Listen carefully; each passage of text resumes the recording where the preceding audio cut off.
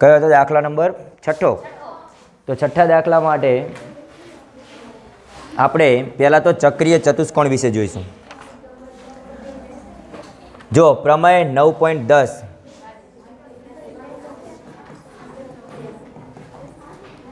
દરેક જણા ધ્યાન આપો. પેજ નંબર 111 ઉપર પ્રમેય 9.10 ચક્રીય ચતુષ્કોણના સામસામેના ખૂણા. પહેલાં તો ચક્રીય ચતુષ્કોણ એટલે શું આપણે જોઈએ. ચક્રીય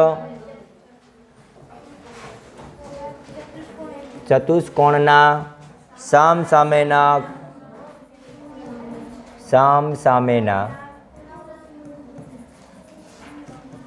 ખૂણાની પ્રત્યેક જોડના અથવા જોડનો સરવાળો પ્રત્યેક જોડનો સરવાળો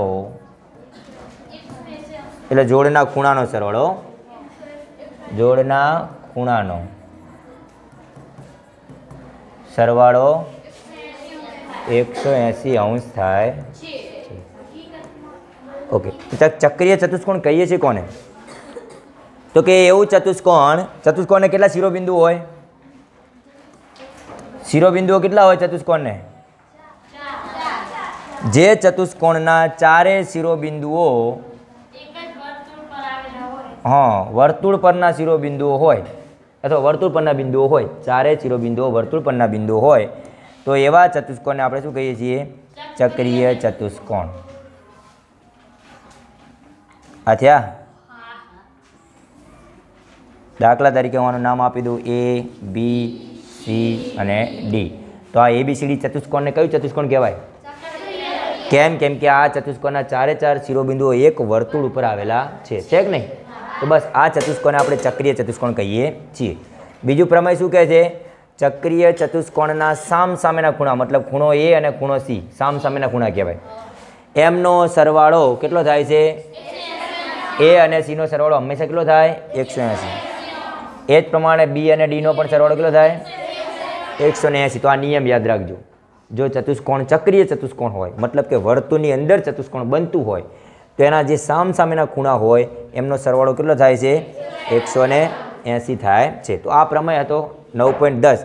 આપણે એના પછી હવે દાખલો જોઈએ. દાખલો કયો હતો આપણો?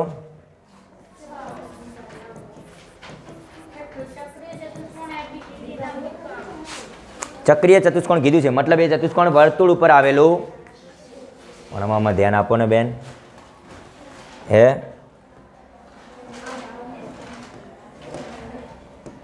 ભણવામાં ધ્યાન આપશો તો એવો હોનાનો દોરો જાતે બનાવી શકશો. તમે અત્યારે દોરા એકબીજાને બતાવો છો, બરોબર?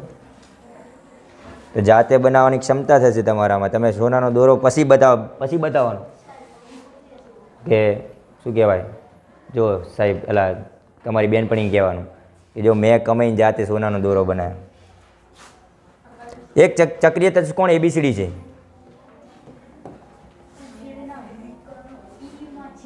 હું પહેલાં ચતુષ્કોણ બનાવી દઉં છું, બરાબર? અને શિરોબિંદુ લખું. ધારો કે આપણા પાસે એક ચક્રીય ચતુષ્કોણ છે A, B, C અને D. ABCD ચતુષ્કોણ છે. એના વિકર્ણો એકબીજાને E બિંદુમાં છેદે છે. આ વિકર્ણો લઈ લીધા. એકબીજાને કયા બિંદુમાં છેદે છે? ઓકે. DBC 70 અંશ. DBC કેટલા આપે છે? ત્યારબાદ આપ્યા છે BAC 30 અંશ. કેટલા આપ્યા છે? તો BCD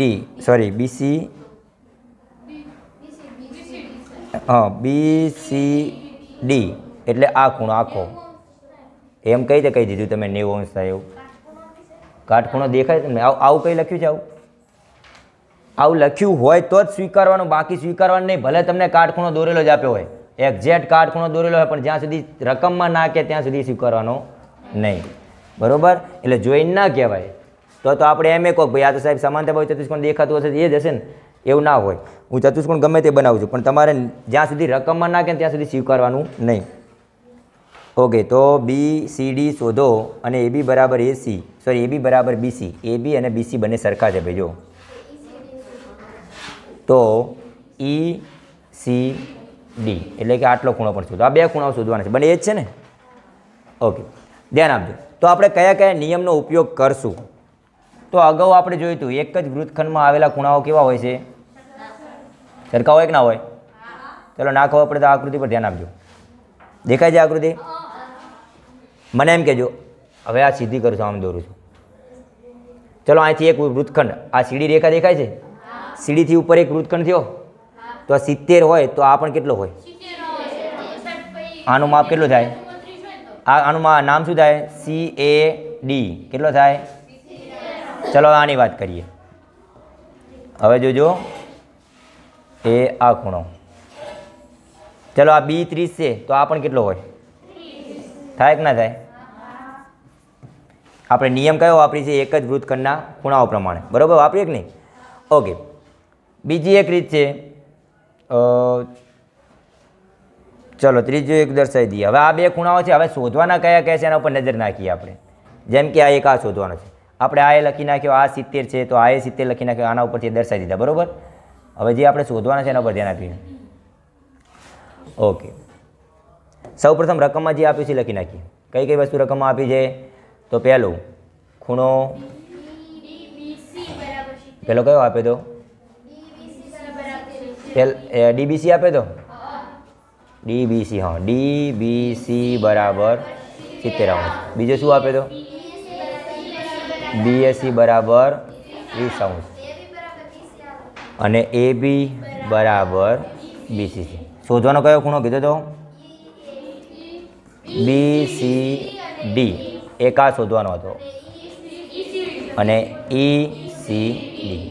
ઓકે, હવે પહેલાં આપણે જોઈએ BCD ઉપરથી. હવે BCD કઈ રીતે બનશે એ ચેક કરીએ સૌ પ્રથમ, બરાબર. આપણે બે નિયમ ભણ્યા, એક તો કે ચક્રીય ચતુષ્કોણના સામસામેના ખૂણાનો સરવાળો કેટલો હોય છે? 180 હોય. બીજું એક જ વૃત્તખંડમાં આવેલા ખૂણાઓ કેવા હોય છે? એક સરખા હોય છે, બરાબર. તો પહેલાં આપણે જોઈએ કે દાખલા તરીકે આ બે મળી ગયા તમને. જેમ કે મેં તમને કીધું કઈ રીતે એક વૃત્તખંડ કઈ રીતે ખબર છે?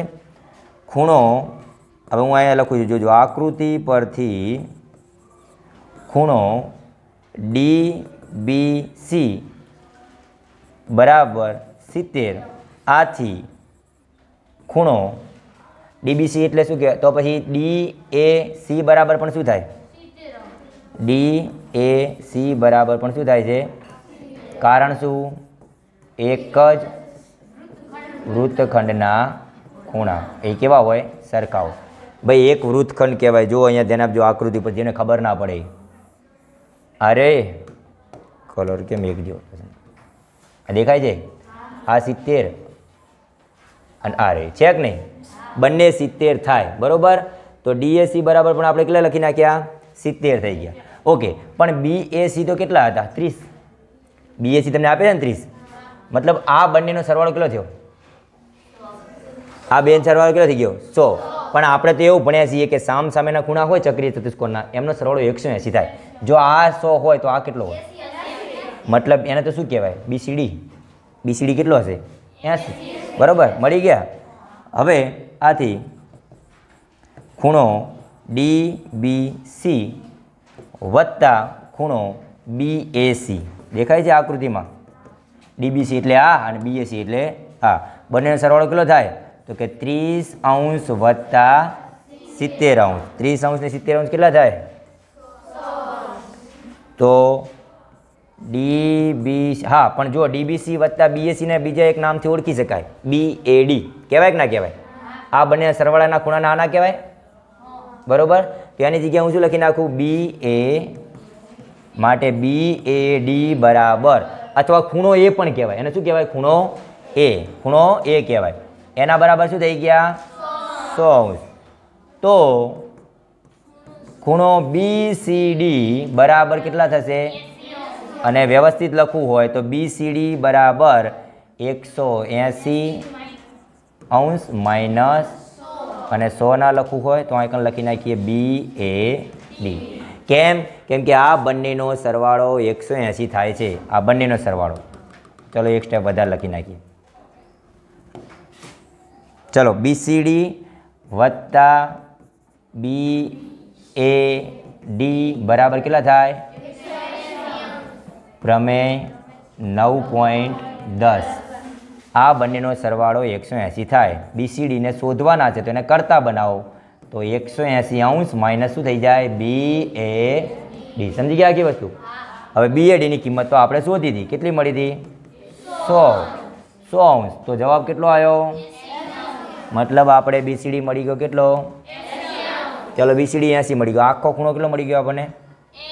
80 મળી ગયો. બરાબર, આખો ખૂણો આપણને 80 મળે છે. બીજો આપણે આટલો પણ શોધવાનો છે, આ ભાગ. ઓકે, હવે ચલો આ 100 હોય તો આ 80 છે. આપણે એ પ્રમાણે એક ખૂણો મળી ગયો. હવે બીજી એક વસ્તુ તમને કીધી હતી, AB બરાબર BC હોય તો, AB બરાબર BC હોય તો આ ખૂણો શોધો, એવું જ કીધું છે ને.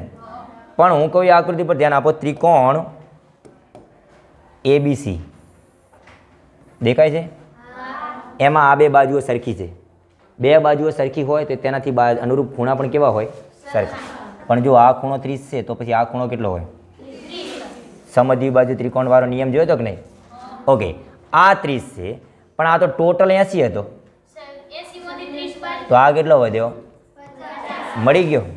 ECD મળી ગયો 50 અંશ. ઓકે, તો બસ આ રીતે લખવાનું છે. તો પહેલાં આપણે જે વસ્તુ રકમમાં કીધી છે એ પ્રમાણે લખીએ કે જો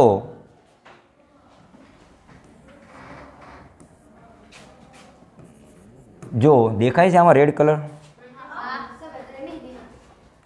અધરો ને દેખાય? જો AB બરાબર BC હોય તો ત્રિકોણ ABCA કેવું બને? સમદ્વિબાજુ ત્રિકોણ થાય. થાય કે ના થાય? ઓકે, સમદ્વિબાજુ ત્રિકોણ થઈ ગયું. આથી તમે કહી શકો ખૂણો BAC બરાબર ખૂણો BCA.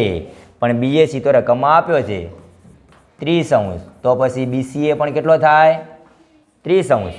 BCA ની કિંમત કેટલી મળી? 30 અંશ મળી કે નહીં? ઓકે, BCA વત્તા BCA કો કે પછી BCE કો? એમ કે એ જ છે ને, એક જ લાઈન છે ને, રેખા તો એક જ છે. તો BCA વત્તા ECD.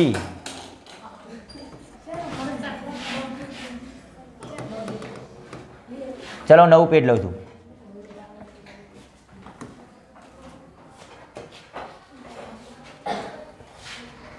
નવું પેજ નહીં મજા આવે, તમે પાછા આકૃતિ ભૂલી જાઓ તો. ઓકે, હવે ધ્યાન આપજો. તો અહીંયા જુઓ, હવે આકૃતિ પરથી આપણે શું કહેશું? આકૃતિ પરથી આ વસ્તુ અલગ છે. BCA ખૂણો BCA વત્તા ખૂણો ECD બરાબર 80 અંશ થશે. બરાબર, કેમ કે અગાઉ આપણે સાબિત કરી દઉં. ચલો એને સાબિતીનું નામ આપી દઈએ, સમીકરણ 1. અહીં એટલે કારણમાં શું લખવું? સમીકરણ 1 પરથી. કેમ કે સમીકરણ 1 એટલે BCD અને BCD આ બેનો સરવાળાથી જ બને છે ને, આને BCD કહેવાય. બે ભેગા કરે શું બની ગયો કહેવાય? BCD. પણ BCD કેટલો હતો આપણને? 80 અંશ. એટલે મેં 80 અંશ લખ્યા. આ બંનેનો સરવાળો 80 અંશ છે. પરંતુ BCA બરાબર તો કેટલા થાય? 30 અંશ. આપણે હાલ જોયું ને, BCA બરાબર શું થાય? 30 અંશ. તો ECD બરાબર 80 અંશ. બરાબર, ટોટલ 80 અંશ લખીએ.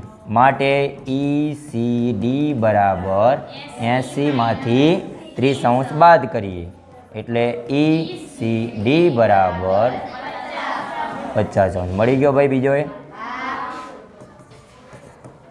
આકૃતિ જુઓ ને જવાબ તેમને જેમ તમને નિયમ પ્રમાણે યાદ આવે ને એમ તમારે પછી નિયમ પ્રમાણે દાખલાને બનાવતું જવાનું. બરાબર, એ રીતે લખો એટલે આવડી જશે. લખી નાખો.